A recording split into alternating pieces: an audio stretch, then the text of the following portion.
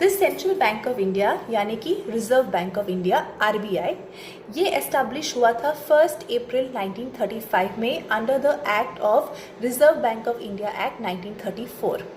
So this was basically a shareholders bank with a paid up capital of rupees 5 crores. Independence के बाद government ने उसका compensation दे के government took this over and in 1 January 1949 it had become a state owned central bank of the country. तो RBI को lender of last resort बोलते हैं, LOLR. So this is a very common term that we hear is that RBI is the lender of last resort. What does it mean?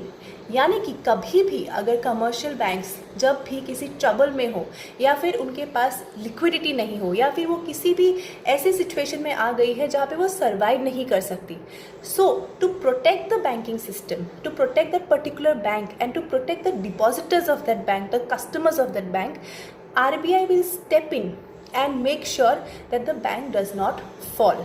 और last resort यानी कि last में जो आपको help करने आता है, वो किसी भी बैंक को अगर कोई भी दिक्कत होती है, जो लास्ट एंटिटी है जो उस बैंक को बचा कर रखेगी और उसको लिक्विडिटी देगी, वो है reserve bank of India. Hence, RBI is known as lender of last resort and it is the central bank of the country.